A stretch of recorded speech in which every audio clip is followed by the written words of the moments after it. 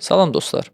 Bugünkü videoda sizə bir vaxtlar Azərbaycanın ayrılmaz hissəsi olmuş, amma zamanla siyasi oyunların və imperiya planlarının qurbanına çevrilmiş bir bölgədən danışacağıq.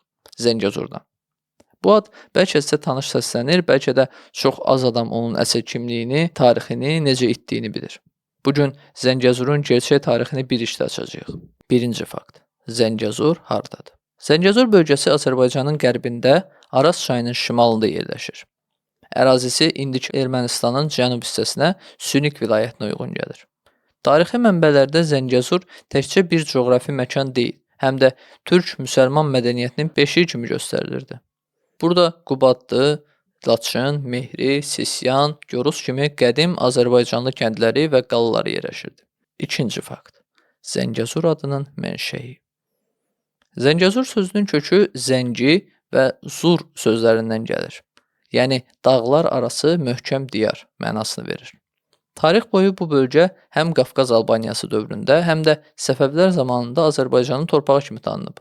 Əhalisinin əksəriyyəti Azərbaycanlı türklər olub və yerli tayfalar özlərini Qarabağ və Naxçıvanla eyni mədəniyyətin davamı sayırdılar. Üçüncü fakt. Zəngəzur uğrunda mübarizələr. 19-cu əsrin əvvəllərində Rusiya imperiyası və Cənubi Qafqazı işğal etdikdən sonra Zəngəzur da bu imperiyanın tərkibinə daxil edildi. Lakin bölgə 1918-1920-ci illərdə Azərbaycan Xalq Cümhuriyyəti ilə daşnaq silahlı dəstələr arasında ən qanlı döyüşlərin getdiyi yerə çevrildi. Bu dövrdə onlarla Azərbaycanlı kəndi yandırıldı, minlərlə dinc sakin qətlə yetirildi və bölgə etnik təmizləməyə məruz qaldı.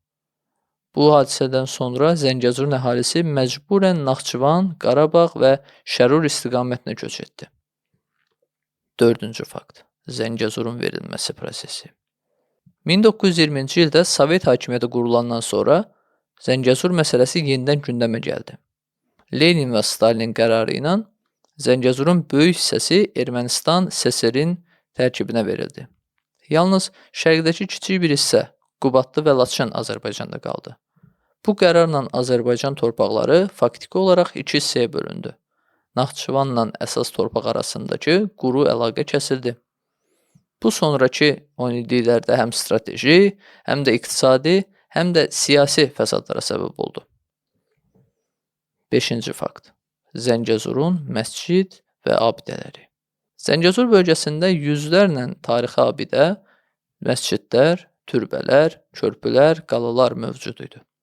Məsələn, Mehri məscidi, Sisyan karvansarası, Gorus qalası, Dəhnə türbəsi kimi abidələr bu torpağın Azərbaycan kimliyini daşıyırdı.